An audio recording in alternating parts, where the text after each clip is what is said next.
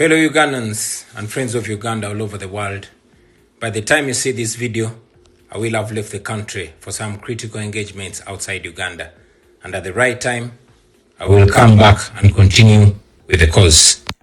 Omawulire agakagwawo breaking news wetwogerera era wowulirira akatambi kano His Excellency Robert Kyagulanyi Ssentamu kimaze okubanga kikakasibwa kati ali bweru wa ggwanga erya Uganda oluvannyuma lw'ebbanga lyamaze ng'ali mu kwekweka amakage gasalibwako abasajja bamufeffetta bamunoonyezza buli wamu era nga bwalabye n'enguudo ez'enjawulo mu kibuga Kampala okwetoolera ebitundu byonna ebiriraanye ekibuga Kampala zibadde ziteekeddwako roadblocks ez'enjawulo nga kaweefube wakulaba nga bamufuna. Wuliriza nga kati ayise ku mukutu gwe ogwa X bw'atyo n'omukutu ogwa Facebook n'ata akatambi kano wabula ngenda kakuddiramu era tugenda kayitayitamu ffenna nga bwe tutera okukikola. Bw'ataddeyo akatambi kano ategeeza nti bw'onaawulirira bamwe bannayuganda bannange bwe munaawulirira akatambi kano kimanye nja kuba ndekulidde eggwanga erya Uganda nga neeyongeddeyo n'ensonga endala nga bwazinnyonnyodde era nga bwe ngenda ogenda maaso n'okubeera nga nzikutegeeza. Bino byonna bigenze maaso oluvannyuma lw'embeera y'obunkenke okubanga yakamala okubeerawo. Entebe agireseemu Dr. Lina Zedriga era agambye yagenda bino nabyogedde mu kamwa ke, tewali muntu mulala yenna agenda kwetumiikiriza kubaako mirimu gy'akola. Dr. Lina Zedriga ye agamba gwe yeesiga era gwe yeesize gwalekedde obuyinza bwonna obw'oku ntikko emirimu gyonna nga bwe yandigikoze nga president. Dr. Lina Zedriga walu eyakava emabega w'emitayimbwa yagenda okuba ng'agenda maaso n'okuba ng'akwasaganya ensonga eno. Wabula ky'olina okumanya mu bino byonna bigenza okuba nga bibeerawo amaka ge gakyebulunguluddwa ab'ebyokwerinda abamu nga bagambibwa nti kati gali fully occupied by the security of the Uganda People's Defence Forces. Amagye kati tegakyali bubeezi ku kkubo liriraanye wakaawe, tegakyali bubeezi wabweru wa kikomera, wabula kakati n'amaka baagasalako dda baageebulungulula baayingira dda munda n'obulumbaganyo bwasembayo bw'obwalimu okutulugunya mukyala we. Kakati wenjogerera ng'enguudo z'omu kibuga Kampala zonna zibadde ziteekeddwako roadblocks nga bamufeffetta bamunoonya buli wamu. Amaka ga Najja Nasif amaka ga Doni Sheriff gagenze maaso n'okuba nga gasalibwako era ne batwala mukyala we nga balowooza nti oba ono yamukwese. Gye buvuddeko twakuwa amawulire ng'amaka ga Patrick Nsanja nago gasalibwako mu bitundu byeyo ne baba nga ate naye bamutulugunya era nga bateekawo embeera mu beewaka ne babatulugunya nga bababuuza His Excellency Robert Kyagulanyi Ssentamu wa gye yeekwese. Bino byonna bigenda okubaawo nge His Excellency aliira ku nsiko era ebbanga libadde liyise nga musajja wattu aliira ku nsiko nga weefube ow'abasajja b'ebyokwerinda okumunoonya ng'ekyamazima agudde butaka. Era mu katambi kano k'ogenda okuwulira akyogedde nako n'agamba bano abasajja obusungu bwe babujja kwe kubeera nga batuuse n'okunnoonya ne bamala ebbanga lino lyonna nga bannoonya naye nga tebasobola na kunfuna. Musajja wattu mu mbeera gy'alabikamu nga bw'ogenda ogiraba ebintu nga bwe bitambula njagala okutegeeza akakasizza nti agenda kubeera ng'afuluma eggwanga erya Uganda. Bino byonna bigenze era okubaawo nga wakayita akabanga katono nga waliwo omukyala akwatiddwa n'aba nga yasibiddwa. Ono ate ye kiki ekyamukwasizza? Omukyala oyo kigambibwa nti ono student w'amateeka ayina bwe yagwira ku kipapula kyetwakulaga era kyetuzze tukulaga kyenkakasa nti oyinza okuba wali okirabyeko. Ekipapula kino Fred Lumbuye ye yasooka okukifulumya era ye ya breaking eggulire lino n'ategeeza nti Robert Kyagulanyi Ssentamu bagenda kumuggulako emisango. In fact baamuguddeko dda emisango era nga kitegeeza we bamukwatirako wonna emisango gye weegiri era ng'emisango gye bamuteekako gya treason n'ebirala ebifaanana bwe bityo. Kati omukyala ono bambi ye yafulumya ekifaananyi ekyo era ye yakikuba.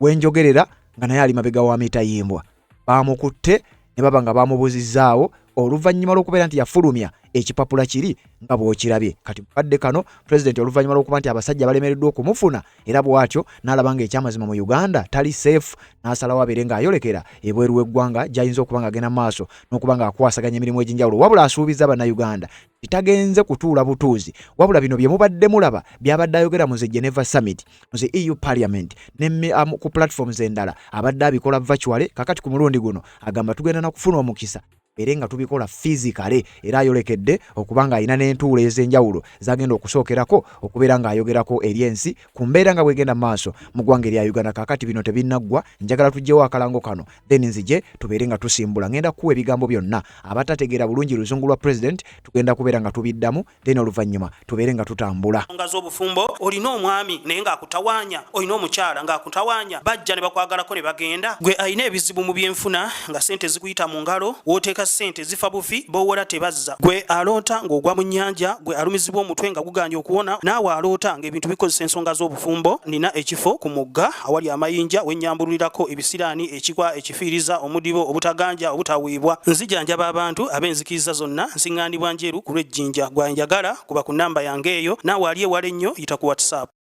Yes, webale kubanga okyaliko, webale kubanga okyagoberera yonna gy'osinzira okubanga gy'otulabira. Kakati nga sinaba kuwona ddakiika ndala yonna kangezeeko okulaba nga nkuwa ebigambo ebya His Excellency Robert Kyagulanyi Ssentamu nga bw'abyogedde. Then oluvannyuma ngenda kujja ate akatambi kano tubeere nga tukayitiramu baganda baffe abansaba kino nti woba otuwa waliwo abaakinsaba nti woba otuwa ebigambo nga bya Luzungu. Naye abamu tukugoberera naye Oluzungu lututawaanyaamu. At least ebyo ebisoboka iramu naffe ne tutasigalira mabega. Baganda bange kino ngenda kukikola kansooke nkaba wenga bwe kali kano nakatadde ku mukutu gwe ogwa X era tetubadde na budde bukajjayo wabula gwayagala okukalaba bwe kali genda ku mukutu gwaffe ogwa Facebook gwa Red Zone Media ku Facebook ojja kukalaba naye wano katukayitemu sooke nkakulage mbulambalamba kaggweyo eno oluvannyuma nze gye nkaddiremu baganda bange bali nga bwe nkugambye wulira. Fellow Ugandans and friends of Uganda all over the world, by the time you see this video, I will have left the country for some critical engagements outside Uganda. And at the right time, I will come back and continue with the cause. I thank all of you fellow Ugandans who have concealed and protected me for all this time when the regime was looking for me. Those of you who fed me, those who clothed me, and those who offered me shelter. I will not mention your names, but God bless you. I thank the men and women in uniform who defied the illegal orders and instead of arresting me, gave me the information that I needed to keep safe. I thank the priests who prepared mass for me and supported my spiritual life when I needed it most. I thank my family for staying strong in these tough times. I want to thank in a very special way the people of Uganda for your prayers, for your support, and your encouragement. You have once again demonstrated that once you believe in something, especially an idea of liberation, you will contribute the little that you have, including risking your lives and your families to protect those that are fighting for that idea. You did this before in the 1980s, and you have done it again in 2026. And I'm sure you will continue doing it whenever it's necessary. Just different times, different generations, but same mission, a mission to freedom. It's laughable that for almost 2 months, the entire security apparatus of Uganda has invested billions of taxpayers' money to search for me everywhere, but they failed to get me. Why? Because the people have protected me.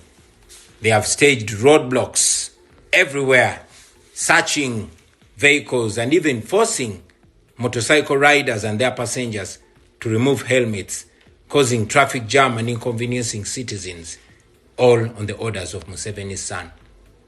They have raided homes of my comrades, searching for me. I mean, just 2 days ago, they raided the home of my personal assistant, Comrade Don Sheriff Naja, and when they didn't find me or him, they abducted his wife, and she's still missing up to the present. Good enough, all this was caught on camera. You have seen what happened to the 9 police officers that were assigned to me by the Electoral Commission during the campaigns. They were arrested, they were detained, and now they've been dismissed from the police force with disgrace, apparently because they did not aid the regime in spying on me and preventing me from leaving my house on the 16th of January, even when their assignment was over and they were officially withdrawn on the 15th of January. Now, I want to say this again to you, fellow citizens. We won the 2026 presidential elections. We won it, and Museveni rigged it. And that is why, out of shame and lack of legitimacy, him and his son are searching for me everywhere. They raided my home on the 16th of January, but I was able to escape from them. A few days later, they conducted another raid. And in this raid, they assaulted my wife and family members. They vandalized our house. They stole various items and occupied our home. And up to now, our home is still surrounded by the military. Now, this is why I'm hiding, and that's why I'm leaving the country for a while. We decided to fight back, not only within the country, but also internationally. And among the things that we hope to pursue are targeted sanctions against Museveni and his enablers. We also want those countries that are funding Museveni's killing machine to stop, and if possible, to completely cut ties with the regime in Uganda. In the recent days, we've been speaking on international platforms, although we've been doing it virtually. Now, we are going to be doing it physically. And on that note, I want to notify the comrades and leadership in the diaspora that I will be with you in the coming days. Let us prepare to lobby, to mobilize, to organize and push back against the violations in Uganda. In my absence, my Deputy President, Dr. Lina Zedriga, who has just been released from prison, will be acting president. After doing my work on the international platform, I will return back to my country and let the regime do whatever they want to me in full view of the world. After all, I have not committed any crime. Running for president is not a crime. For now, I ask you, comrades, to remain firm, to remain united, and to keep the hope alive. People power, our power. Our power, people power. For God and my country. Yes, ebibadde ebigambo ebya His Excellency Robert Kyagulanyi Ssentamu nga bw'obiwulidde. Kakati njagala kutubiddiremu baganda baffe nga bwe nkugambye. President awunzisa abagambye nti Dr. Lina Zedriga gwalese mu ntebe ye era yagenda okugira nga mukwasaganyizaako emirimu nga bwe kiri era nga buyinza okuba ng'okitegeera. Njagala kuyitiramu bino byagambye ate tubeere nga tutambula eno gye bayita Red Zone TV webale kubanga okyagoberera yonna gy'osinzira okuba nga gy'otulabira. Ensonga ziri bwe ziti. Wuliriza bulungi nnyo. President agambye atya, njagala tuddemu akatambi konna tusobole okuddira mu baganda bange. Ngenda kuwa n'ebimu ku bigambo byazzayogera musajja wattu ng'aliira ku nsiko, byasobodde okwogerako ku platforms ez'enjawulo, mukadde w'abeeredde mu nsiko, byasobodde okubeera ng'ate ayogererako ku mikutu gye egy'enjawulo, obutambi bwa data, byonna ngenda kubeera nga mbikulaga mu katambi kano tubeere nga tutambula. Wuliriza, ennaku z'omwezi ziri nga 14 omwezi gwa kusatu mwaka 2026 kinajjukirwa Robert Kyagulanyi Ssentamu yafuluma mu ggwanga erya Uganda n'ayolekera ebweru w'eggwanga. Ategeezezza ng'awunzika nti bw'amaliriza emirimu egimututte ebweru w'eggwanga agenda kukomawo, ate agenda kukomawo nga mwetegefu ne kyonna genda okubanga kimukolebwa gavumenti ya General Kaguta Museveni in full view. International community yonna egenda maaso n'okubanga era ki kyagenda okudda nakyo. Kakati gwe munankyukakyuka tukootambule bino tebinnaggwa. Ntera okugamba naawe akkiririza mu NRM tukuka weeraliikirire obunkenke bweyongera kweyongera. Njagala tuyite mu bigambo bino tubeere nga tutambula tuwulire da His Excellency Robert Kyagulanyi Ssentamu agambye eki, abadde ategeeza ki, bigambo bino biri bitya, byonna njagala tubiyitemu ffenna obeere ng'ogenda mu maaso n'okubeera ng'obitegeera bulungi nnyo, obeere ng'ogenda mu maaso n'okubeera ng'obiwulira ate osaasaanye vidiyo eno ogisharinge. Gw'atasobola genda mu comment section teekamu obubaka bwo, kwata vidiyo giwe ekigalo kuba gy'okoma ogirayikinga ogiyambyeko okubeera ng'etambula. Wuliriza. Fellow Ugandans and friends of Uganda all over the world, by the time you see this video, I will have left the country.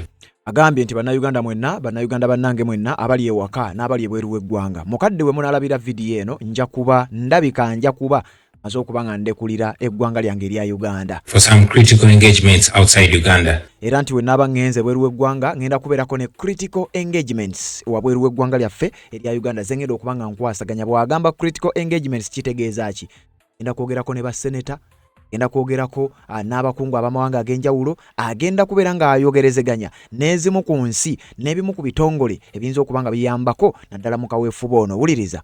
Ojjukira amawulire ge nnakuwa ne nkugamba nti His Excellency Robert Kyagulanyi Ssentamu yayitiddwa era yanominatingibwa mu kye bayita Heroes of Democracy, era njagala okutegeeza ngenda kuba ayogerako mu mwezi ogujja ogwokuna ennaku z'omwezi nga 17 mwaka guno gwennyini 2026. Agenda kubeera n'abakulembeze ab'amaanyi ennyo, bagenda kubeera mu kifo ekimanyiddwa nga Gotham Hall mu kibuga ekya New York City mu ggwanga erya United States of America, era bagenda kubeera kye bayita RDI Heroes of Democracy Gala. Eno nno ng'etegekebwa buli luvannyuma lwa bbanga mubeeramu abakulembeze ab'amaanyi.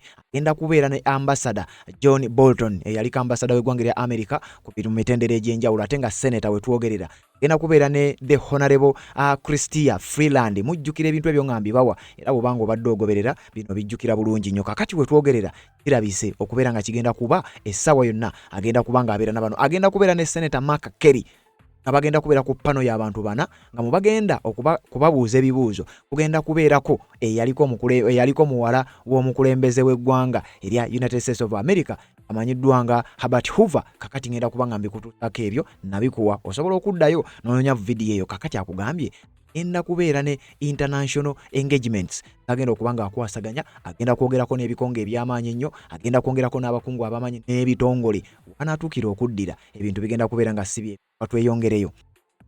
And at the right time I will come back and continue with the cause. Agamba nti era mu budde obutuufu nja kuba nkomawo mu ggwanga erya Uganda ate tubeere nga tweyongerayo n'olutalo olwo lwe twakkaanyaako okubeera nga tulwanagana olw'okulaba nga tulwanirira eddembe mu ggwanga erya Uganda. Mu kadde akatuufu nja kuba nkomawo ensonga ebeere ng'etambula. I thank all of you fellow Ugandans who have concealed and protected me. Nebaza bannayuganda mwenna abeewaddeyo ne mumira omwoyo ng'enkoko emira ensanafu ne muba nga musobodde okunkweka. For all this time when the regime was looking for me. Musobodde okunkweka mu kadde kano konna ak'emyezi ebiri regime ya General Yoweri Kaguta Museveni kemaze ng'eri mu kunfeffetta, ng'eri mu kunnoonya era nga bwe bankwatirako ebyandizzeeko oyinza okuba nga tewandibitegedde. Kakati agamba neebaza bannayuganda mwenna abataddeyo omutima abayiyeewo omubiri kubanga musobodde okunkweka. Kakati nno kano kabonero akalaga bannayuganda bamukwese gavumenti ya General Yoweri Kaguta Museveni n'emubulwa. Those of you who fed me, those who clothed me and those who offered me shelter. Agamba nti yeebaza nnyo naddala mmwe abasobodde okumuliisa kubanga abadde yeekwekanga gye bamuwa ebyokulya. Yeebazizza nnyo bamukwese ne musobola okugenda maaso n'okuba nga mumuliisa. Yeebazizza nnyo abasobodde okumuwa ku ngoye n'agenda maaso n'okuba nga ayambala ng'akyusa ngoye. Yeebazizza nnyo n'abo abasobodde okugenda maaso n'okuba nga bamukweka ne basobola okuba nga bamutuusaako services entonotono zeyandisobodde okugenda maaso n'okuba nga afuna. I will not mention your names. Sijja kumenya mannya gammwe. Abeebazizza n'agamba mwebale nnyo naye sijja kumenya mannya gammwe. Wabula wano ndoza be bano bajja okuwa bebe bajja okwebaza amaze okulayira nga president amaze otuula mu buyinza oba oli awo ajja kubebaza mu ngeri emu oba endala. Naye agambye mwebale nnyo kye mumukoledde, mwebale nnyo okumuliisa okumwambaza ate tajja kumenya mannya gammwe. But God bless you. Tajja kumenya mannya gammwe naye Mukama abawa omukisa Katonda abaku. Kati wulira wano. I thank the men and women in uniform who defied the illegal orders and instead of arresting me, gave me the information that I needed to keep safe. Wulira agambye nsingira ddala okwebaza ab'ebyokwerinda abali mu uniform, abaami n'abakyala ab'ebyokwerinda. Jjukira ayokko n'akola akatambi n'agamba nti alina roadblocks ezimu z'ayitako. Abasajja bali mu kufeffetta buli kidduka ekiyitawo bakyaza. Wabula bw'atuukawo abasajja ne bamuwa protection. Abamu ku basirikale tandika okumugamba yongereyo, tetugenda kukuwaayo, tetusobola kukikola. Kakati bangi bagambibwa okuba babadde bakiraba era nga bamulaba wabadde abayitirako nga bagamba nti ebiragiro by'abasajja bali tujja kubiteeka mu nkola. Amulabye amugamba mweyongereyo n'amuleka n'ayitawo. Abamanyi ate era abeebazizza. I thank the priests who prepared mass for me and supported my spiritual life when I needed it most. Agamba yeebaza bannaddiini abasobola okutegeka emisomo oba abasobola okutegeka zimmisa ez'okumusabira naddala mukadde waabeeredde nga abasajja bamunoonya ate era nga yeetaaga okubeera nga asabirwa. Agamba yeebaza nnyo bannaddiini ab'enjawulo abaategekanga okusaba, abambi okusaba okuba kutegeese specifically kubeera nga basabira ye. Agamba ebyo tasobola kubyerabira era abeebaza nnyo. I thank my family for staying strong in these tough times. I want to thank in a very special way the people of Uganda. Agambye yeebaza nnyo ne famire ye okusigala nga muyimiridde ku mazima, abo abasobodde okuba nga mwisigalawo nga muli faamu.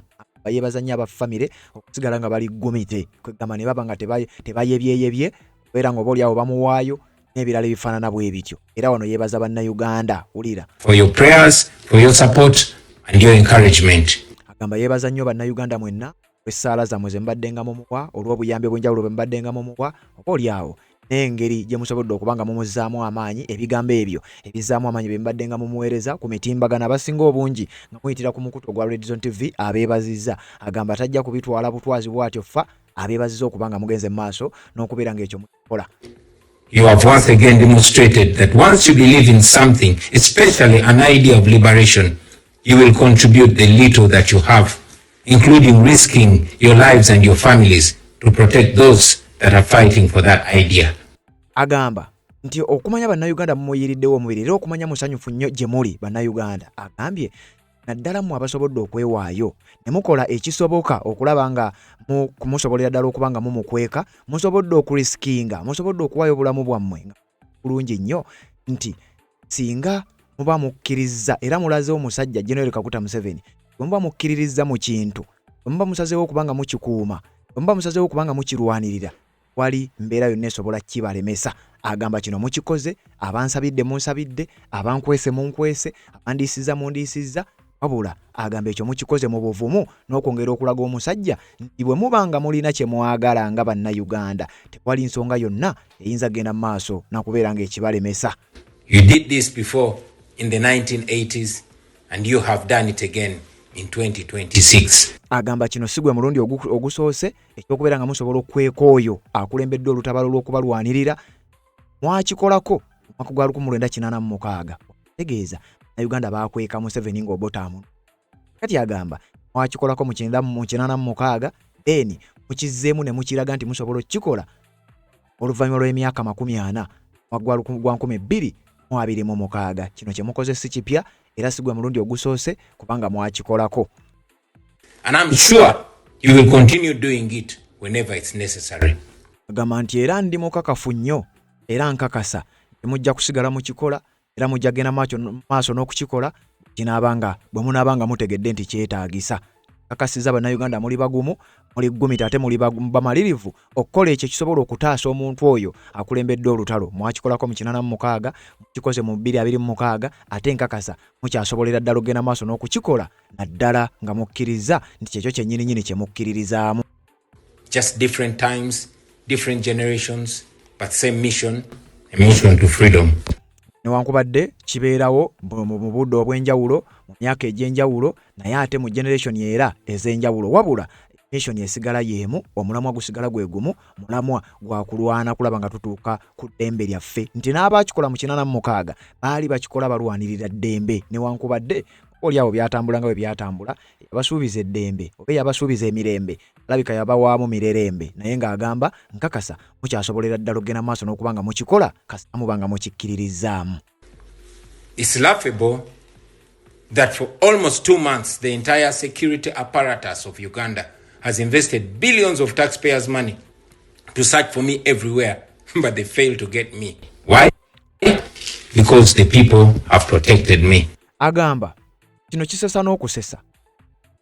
Gavumenti ya General Yoweri Kaguta Museveni espendinze sente nyingi nnyo eziri mu buwumbi n'obuwumbi, sente z'omuwi w'omusolo. Sente ezo bazisipendinga basobole okubeera nga bannoonya.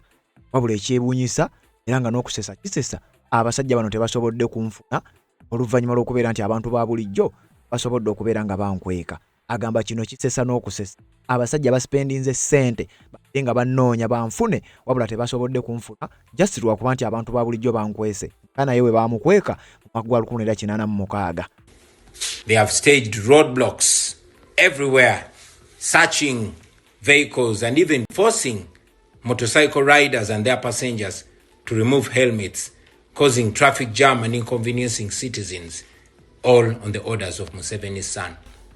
Agamba nti bino babadde babikola batadde zi road blocks ku nguudo zonna ez'enjawulo mu ggwanga erya Uganda, bakoze buli kimu ekisoboka balaba nga basobola okunnoonya ne batuuka n'okutulugunya abantu ba booda batandika bayimirizanga babajisangako zi helmet ku mutwe balabe nti ddala gwavuga si ye gwe Kyagulanyi tobeera nga gwe Kyagulanyi nga kati oli wa booda. Babakola ebyo byonna bireeta traffic jam ku makubo ag'enjawulo, basannyalaza ebyentambula n'emirimu nga just sente z'omuwi w'omusolo zigenda maaso n'okuyiibwa just banoonya Kyagulanyi atalina na musango gwe yakola okuvuganya mu kalulu ka 2026. They have raided homes of my comrades searching for me. I mean, just 2 days ago, they raided the home of my personal assistant, Comrade Don Sheriff Naja, and when they didn't find me or him, they abducted his wife, and she's still missing up to the present. Good enough, all this was caught on camera.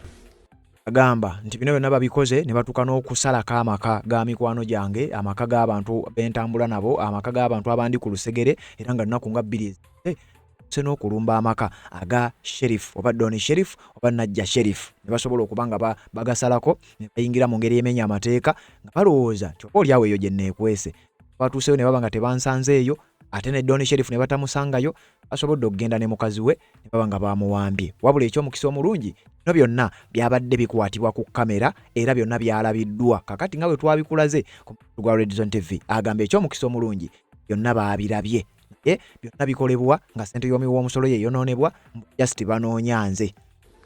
You have seen what happened to the 9 police officers that were assigned to me by the Electoral Commission during the campaigns. Agamba nti mwalabye mwenna ekyatuuse ku basirikale bali 9 abampeebwa ekitongole eky'ebyokulonda babeere nga bankuuma nga bw'omanyi nti presidential candidate ateekwa okubeera ng'aweebwa security akakiiko k'ebyokulonda. Agamba mwalabye mwenna ekyagudde ku basirikale bano bambi abaali baweebwa omulimu gw'okunkuuma mu kalulu ebyabatuukako ng'obitadde ebbali babakuba emiggo ne bagabana emiggo egyali girina okukubwa nze. Wabula kakati we twogerera jjukira abasajja bano nakuwadde amawulire babagobye dismissing babagobye mu kitongole kya poliisi tebakyaliyo kati mu bufunze tebakyayina mirimu. Agamba nti mwalabye ekyagudde ku bakuumi akakiiko k'ebyokulonda b'e Kampa abatalina musango basajja battu abaakola omulimu gwabwe nga bwe gwabaweebwa akakiiko k'ebyokulonda kakati ekyabatuuseeko buli omu akimanyi. Wabula n'ebibuuzo byazze nti ekintu ekituufu oba ensonga entuufu oba omulimu omutuufu gwe baali batuma abantu bano bajja kugubabuuza 4 n'akataano. Bwe muba nga mwasindika abantu bano kukuuma omusajja bamukuumye nga bwe mwabatuma kati kitegeeza ki okugamba nti ate mubakutte? Kitegeeza waliwo ebirala bye baali babatuma oba oliawo basajja batu ne bagaana okubikola ne baba nga baalaba nga tebisoboka obanga oba oliawo tebijja kusoboka ne basalawo ne bagamba nti ffe tetujja kukola ebyo tujja genda maaso n'okukola omulimu omutuufu manyi ogw'okukuuma presidential candidate. Kakati wano babuuza baatulugunyizza baaki ne batuuka n'okubagoba mu kitongole kya poliisi. Kakati wano agamba mwalabye mwenna ebyabatuuseeko. They were arrested, they were detained, and now they've been dismissed from the police force with disgrace, apparently because they did not aid the regime in spying on me and preventing me from leaving my house on the 16th of January. Even when their assignment was over and they were officially withdrawn on the 15th of January. Kakati wulira akabadi we kali. Abasajja bano abakwatiddwa akakiiko k'ebyokulonda kebaamuwa bekaamuwa babeere nga bamukuuma.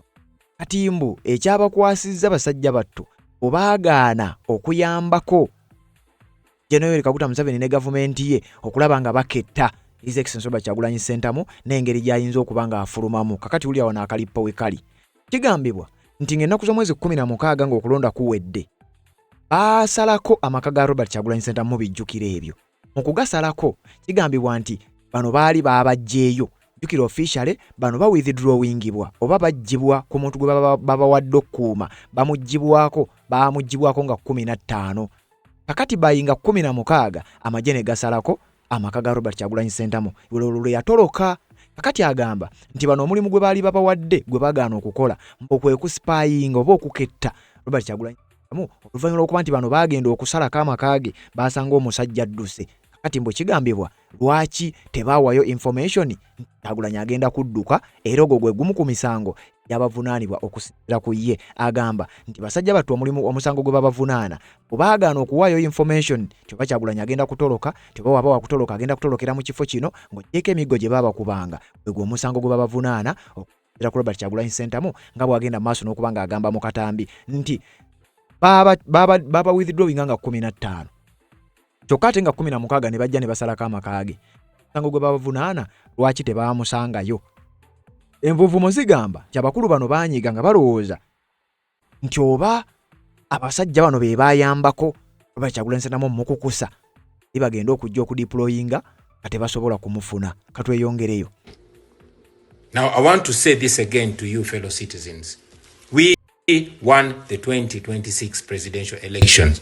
Agamba kino kankiddemu omulundi ogwokubiri bannayuganda bannange. Nyongero bakakasa, nyongero bategeeza akalulu ka 2026 akalulu twakawangula obujulizi weebuli buli muweekiri tewabawa balimba. Bawanguzi bakalulu ka 2026. Simon Byabakama bye yalangirira nebino tebwa bawanguzi. Kakati wano nno waliwo akalipo. Yenako mu comment section ompandiikira ebigambo by'olowooza ku nsonga zino. Ababaka ba parliament abagenda okulayira bawe legitimacy government ya General Kaguta Museveni. His Excellency Robert Kyagulanyi Ssentamu statements z'endala ekigenda okubanga kidda wakati awo. Erina side niyo njagala at least kupandiikire eside yo. We won it and Museveni rigged it. And that is agamba twakawangula wabula Museveni yakabba. fellow Ugandans. Ensonga lwaki tukyagenda maaso n'okubanga tumulwanyisa. We won it and Museveni rigged it. And that is why, out of shame and lack of legitimacy, him and his son are searching for me everywhere. Wanagamba olutwakawangula era mukimanyi bulungi nnyo naye ensonga lwaki Yoweri Kaguta Museveni ne mutabani we bakyagenda maaso n'okunoonya eggwanga eby'enjawulo byonna era ndowooza bwe bankwatirako okudda kubanga si agamba lwaki ensonga lwaki balwana okulaba nga banfuna kubanga bakimanyi twabawangula era tebalina legitimacy. Ensonga lwaki banoonya we bafunira legitimacy. Kati kafulumye mu ggwanga erya gambo legitimacy oli abo abasinga bagenda ogendera maaso n'okubanga batweyongereyo.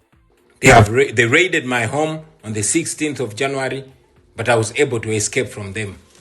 A few days later, they conducted another raid. And in this raid, they assaulted my wife and family members. They vandalized our house. They stole various items and occupied our home. Agamba, akuzo mwezi 16 mwezi gwali gwa January mwaka 2026 balumba amaka gange era lero lunaku lwe yatoloka mujjukira lwero lwengezaako kubanga nkute. Kati agamba baddamu ne bakikola omulundi ogwokubiri olulumba lwe baakomawo ne baasalutinga mukazi we amendwa nga Barbara Itungo Kyagulanyi ne bamusaako obulabe bwonna n'atuuka n'okumalira mu ddwaliro Ensambya n'ebigambo ebirala byonna. Kati agamba ebyo byonna baabikola bali mu kunoonya ye basobole okufuna legitimacy gavumenti yaabwe basobole okulayira nga buli kimu maaso nga bwe bandyagadde wabula ku mulundi guno birabika biseemu. And up to now our home is still surrounded by the military. Ne wetwogerera nakati amaka ge gakyagenda maaso n'okubanga geetooloddwa ab'ebyokwerinda mu amateeka. Jjukira gye buvuddeko twakuwa akatambi nga n'akakiiko ka park omukyala Honorable Goreti Namugga yabuuza ab'ebyokwerinda 45 mukola ki mu maka ga Robert Kyagulanyi, mukola ki mu maka g'omusajja. Ebigambo ebyo byabalema okuddamu kati naye abagambye ne wetwogerera nakati amaka gange gakyetooloddwa gakyebulunguluddwa abawanvu n'abampi nsonga ezitannaba kubanga zitegerekeka naye nga yagamba akimanyi banoonya legitimacy. Now this is why I'm hiding and that's why I'm leaving the country for a while.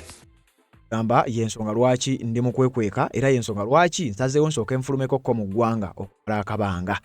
Nfulumyeko mu ggwanga okumala akabanga ako kawulire nnyo. We decided to fight back not only within the country but also internationally. Twasalawo bannayuganda ffenna okusigala nga twerwanako kwerwanirako mu ggwanga Uganda mokka wabula okwerwanako ne ku mutendera ogw'ensi yonna.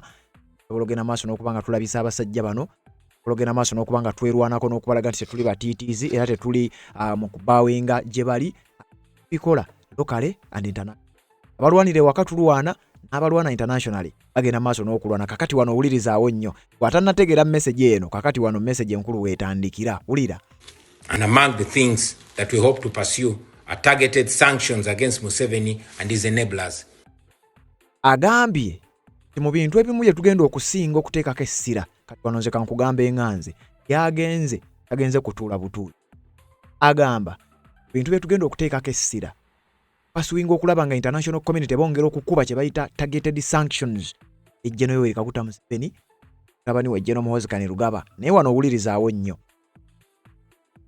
wenjogerera nali nagaana okukola amawulire ga Iran olugenda maaso era naye mujjukira omukyala munnamawulire ow'eggwanga erya Iran era nga ono yali ku buwaŋŋanguse ono baali bonna ne His Excellency mu kye tuyita Geneva Summit n'omu ku bannabyabufuzi mu ggwanga erya Venezuela n'abaali ku pano yeemu newankubadde nga pulezidenti waffe yagiriko Bachwale. Mu lukuŋŋaano olwo ku pano eyo ebigambo ebyayogerwa bano bonna abasatu wenjogerera bitandise ogenda nga biteekinga shape. Ggwanga erya Venezuela Nicolas Maduro baamutwalaganya.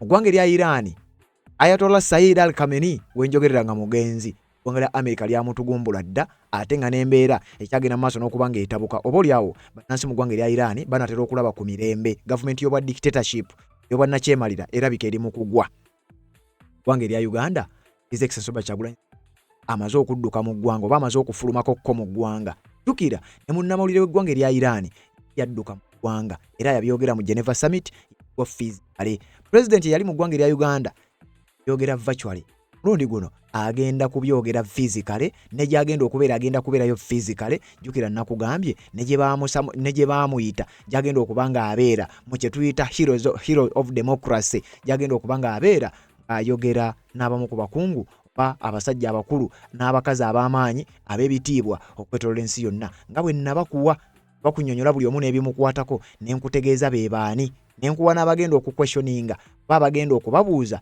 ebibuuzo nga nkugambye bano bamanyi nnyo okwetoolola ensi abagenda okubeera mu mitambo kuliko Margaret Hoover ono gwe nakugamba nga ye muwala wa Herbert Hoover yaliko president w'eggwanga erya United States of America era nga ono political commentator w'amawulire gwa CNN oba Cable News Network ogumu ku mikutu egy'amaanyi okwetoolola ensi kuliko John Avlon ono nga naye RD advisor ate nga naye yaliko omusomi w'amawulire gwa CNN balala bagenda okubeera nabo nakugambye kuliko Ambassador John Bolton ono yaliko National Security Advisor 2018-2019 yaliko US Ambassador to the United Nations 2005 paka 2006 kuliko Christian Freeland ono munnabyabufuzi mu ggwanga erya Canada wabula nga ye muyambi economic advisor owa president w'eggwanga erya Ukraine amanyiddwa nga Volodymyr Zelensky kuliko Senator Mark Kelly ono senator oba yabaddeko senator senator nakati wetwogerera w'essaza ly'eggwanga erya America limanyiddwa nga Arizona ono yaliko captain we US Navy emmeeri za America ez'okumazzi ono yaliko captain w'amaato ago oba emmeeri ezo ate yaliko astronaut mu kitongole kimanyiddwa nga NASA bagenda kubeera ku pano y'emu kibeera kitegeeza agenda kubeerawo physically si byebiri badde tubiraba virtually onaawulira. We also want those countries that are funding Museveni's killing machine to stop and if possible to completely cut ties with the regime in Uganda. Agamba titwagala okugezaako okukola ekisoboka okulaba nga egyo minywanyi gya General Kaguta Museveni gavumenti ez'enjawulo ezigenda maaso n'okumuwa obuyambi zirekeraawo bwe kiba kisoboka naawo okukolagana naye n'enkolagana ezo entonotono ezibaddewo zibadde nga ziyimirira ddala completely batere ddala okubeera nga bamuwa obuyambi obw'ekika kyonna tuli tubadde tubisaba nga tuyita ku masimu virtually ze Zoom n'ebirala ku mulundi guno bino tugenda bibasaba bwenyi ku bwenyi anga amaze okuba nga afuluma eggwanga erya Uganda uliriza. In the recent days we've been speaking on international platforms although we've been doing it virtually. Now we are going to be doing it physically. Kwe nkugambidde akugambye ennaku eziyise tubadde twogera ne kituyita international community naye tubadde tukikola virtually tuyita ku Zoom n'emitendera emirala wabula ku mulundi guno tugenda kukikola physically tugenda kwogera n'abakulu abo tugenda kwogera n'amawanga abo tugenda kwongera n'ebitongole ebyo physically era musudde 17 omwezi ogwokuna mwaka 2026 mu kifo ekimanyiddwa nga Gotham Hall mu New York City mu ggwanga erya zijja kubeera essaawa 12 ez'ekawungeezi sayidi eri paka ku ssaawa 4 ku sayidi eri formal attire bajja kuba bambala dress code yaabwe ejja kubeera bwetyo ku lunaku lujja kuba lwakutaano nga 17 mwezi gwa 2 Renew Democracy Initiative baita Heroes of Democracy His Excellency Robert Kyagulanyi akugambye tubadde tubikola virtually ku mulundi guno tugenda kubeerayo physically onaawulira. And on that note I want to notify the comrades and leadership in the diaspora that I will be with you in the coming days. Agamba nti ne ku nsonga eyo njagala okutegeeza mikwano gyange banye bannaffe abali mu diaspora ngenda kubeera nammwe naku eziddako ezitali zeewala tugenda kubanga buli kimu tubeera wamu physically. Let us prepare to lobby, to mobilize, to organize and push back against the violations in Uganda. In my absence, my Deputy President, Dr. Lina Zedriga, who has just been released from prison, will be acting president. Ambie nti watagenda kubeera Deputy President we amanyiddwa nga Dr. Lina Zedriga eyakava emabega w'emitayimbwa ngenda okubanga abeerawo ng'akola emirimu gy'abadde alina okukola ambye Dokita Lina Zedru eddo obuyi onono bannayuganda onaawulira ani agenda okwetantala okubaako byabo His Excellency ese mu mikono iga mumujjukira omukyalo oyo bamuka olunaku lw'okulonda lwennyini ne wabaawo ebyabaawo n'ebirala ebifaanana wabula mu kaseera kano kati eddo obuyinza emaaso era ng'akwasaganya emirimu gyonna. After doing my work on the international platform, I will return back to my country and let the regime do whatever they want to me in full view of the world. After all, I've not committed any crime. Running for president is not a crime.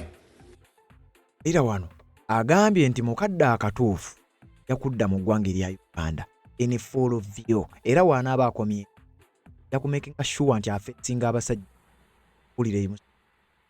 Era byonna bye banaagenda omukola banayagala omukola bajja bikola national community yonna aba banya okuvuganya kalulu era n'akalulu kawangula kati agamba ajja kudda obutuufu naye enzira gy'anaakomawo okubanga tejja kubaya. For now, I ask you comrades to remain firm, to remain united and to keep the hope alive. People power, our power. Our power, people power. For God and my country. Ambie badde kano ba mwe bannanchu kamwenna ebumu kulirize ensonga nga ate wabula n'obubaka bwasembyeyo okubeera yonna tebiri kubanga mbukuako nga bw'omanyi nga bwe zigenda byonna genda maaso kubanga ate asembyeyo okwogera ku mukyalo oyo gw'olabaawo. Mukyalo oyo yakwatiddwa era nga y'omu ku bannamateeka abasoma amateeka. Omukyalo oyo yagala okutegeeza bamuyita Gloria Grace Laka.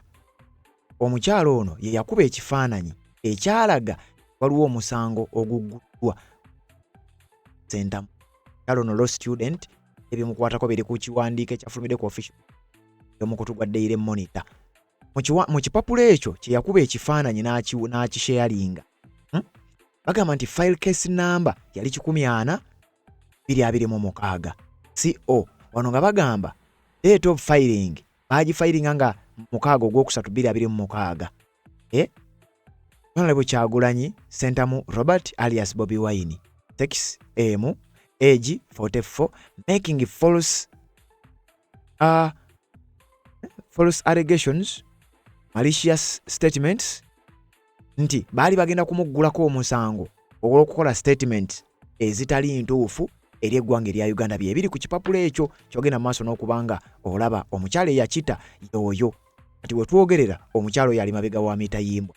Mu ku bigambo His Excellency Kyagulanyi Sentamu yasembeyo okubeera ng'ata era mu kuta ebigambo ebyo yatambudde ensonga tambula. Yagenze maaso n'okubanga ayogera ku ngeri gye basazeeko amaka ga Doni Sheriff oba Najja Sheriff bwe bato ne baba nga baatutte mu lawe. Era akatambi ako ye yasooka okukasha yalinga Doni Sheriff yennyini tannaba kubanga akasha.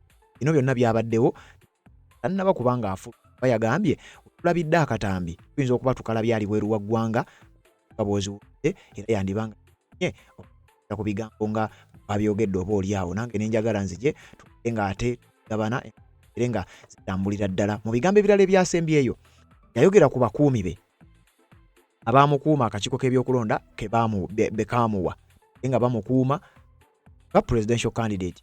Wabula ekyewuunyisa ate abasajja baabakwata basiba awatali musango, tebamanyi musango gwe bazizza, akwatibwa era bali mabega wa mitayimbwa. Kyokka mukadde kano baagobeddwa ne mu kitongole nga bwe wawulidde era nga bwe nkugambye mu katambike yennyini ngaayo era kaatirizza bano baabagobe tebakyali basirikale mu kitongole kino ekya Uganda Police.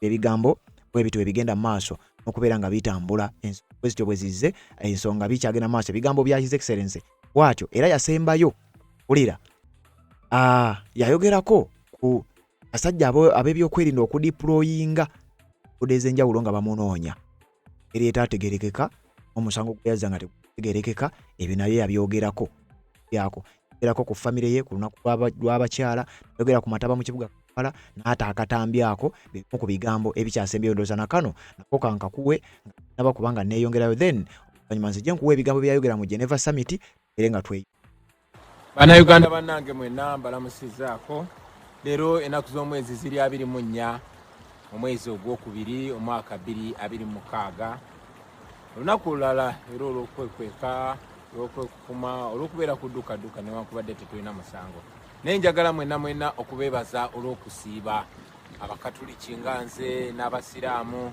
kyekitiibwa nnyo Katonda yakikoze ng'akigenderedde ffenna ab'amadini ag'enjawulo okwesanga mu kiseera kino nga tutandikidde wamu okusiiba ekyo njaga kitucommunicatingire sinsobi kati ebyo byonna ebifo bibadde binoonyezebwa nti okko okuba Dr. Lina Zedviga yalekebwa obuvunaanyizibwa kati mu ku bigambo byayogera ebyasinga okuleeta embere yogera mu era ebigambo ebyo byagala okukuleka nabyo nzije tugende nga tweyongerayo mu kutuba Red Zone TV wuliriza ebigambo bino tusobola okujja okuba nga tumalayo vidiyo.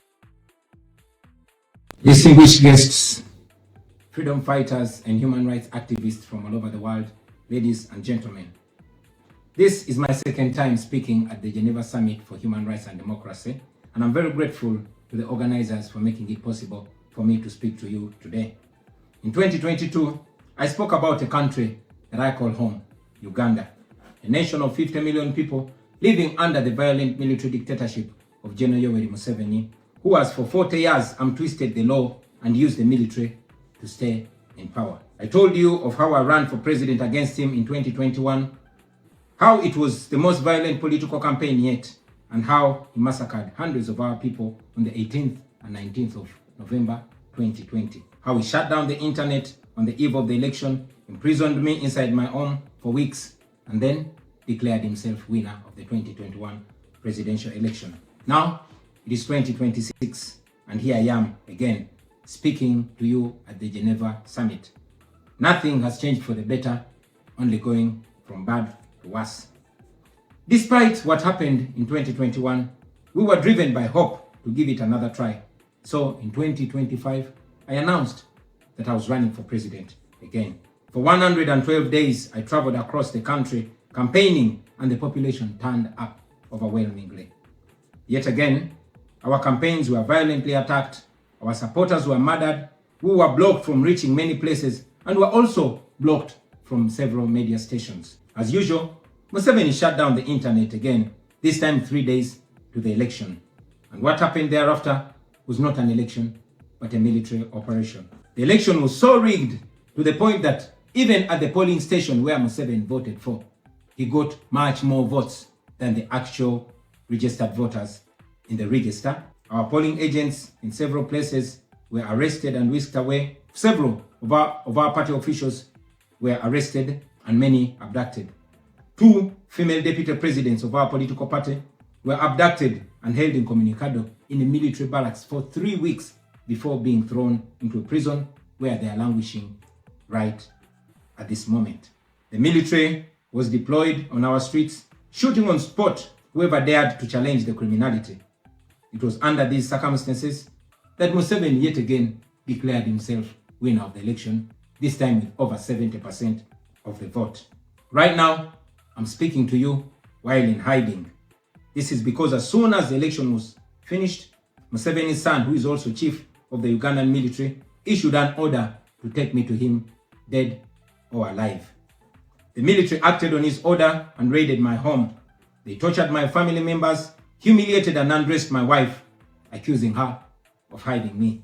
Meanwhile, they were recording and taking pictures of her, which the military chief later on shared on Twitter and bragged about capturing my wife.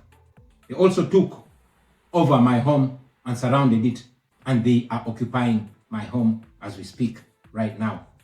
My wife and children had to flee the country for fear of their lives.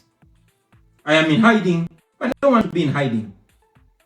It was necessary though, so I can stay alive and be able to speak to you right now. I've said it before and I say it again, that I'll resurface at the right time in my country. I feel like the international community has abandoned us. They've ignored us and they've left us to the fate of dictators. When I ran for president in 2021, Museveni and his thugs denied their crimes. They killed our people and denied it. They tortured people and denied it. They raided our houses and denied it. General Museveni has been a smart dictator because he puts on a suit, goes to the West and to the UN, speaks very nicely about democracy and human rights. But realistically, he does not mean any of those. He talks about our so-called Human Rights Commission in Uganda, but the same person closed the UN Human Rights Office in Uganda 2 years ago because they dared to question him about his atrocities. Now that is how he has been able to maintain a facade of democracy for 40 years and counting. But now Museveni is 83 years old, and his 51-year-old son, Muhoozi Kainerugaba, commands our military, the Uganda People's Defense Forces, more like Uganda's defense against its own people. And he's effectively in charge. And like his father, Muhoozi does not play the role of a good dictator. He openly and shamelessly says despicable things on social media. On Twitter, he openly confesses and brags about committing atrocities against the people of Uganda. When he was summoned by Parliament, he called Parliament a house of clowns and fools, and he threatened to arrest all of them. He describes judges of the Supreme Court of Uganda as clowns in wigs, and he has threatened to crush all journalists that dare to criticize his actions. In April last year, he abducted, detained, and tortured my close friend and bodyguard called Eddie Sebufu, also known as Eddie Mutwe.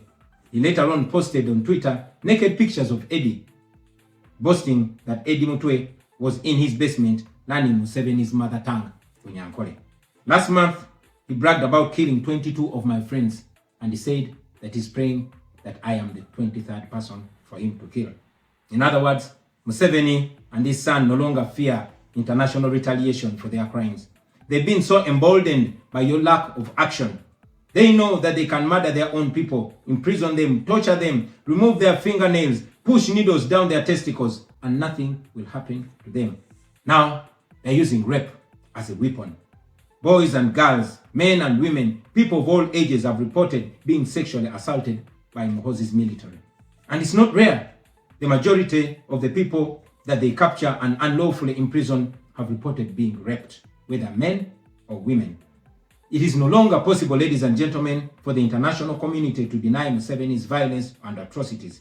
It's all over social media, and today I am talking about it to you. Now, this is our call to action. The way I see it, if the international community continues to be complacent, then Uganda will go from bad to worse. Museveni and his son's military will massacre many more innocent Ugandans. You, ladies and gentlemen, in the Western world, will be forced to grapple with millions of Ugandan refugees pouring into your countries. And maybe then, the international community will come and commiserate with the people of Uganda, just like they did after the genocide in Rwanda, but it was too late. The second option is that the international community rises to the occasion. You stand by the values that you profess, democracy and human rights. You can rein in on General Museveni and his son through targeted sanctions as well as financial and legal pressures. Ladies and gentlemen, Ugandans are not seeking for pity. Ugandans are only seeking to see the world take action against the individuals that have violated their rights for far too long.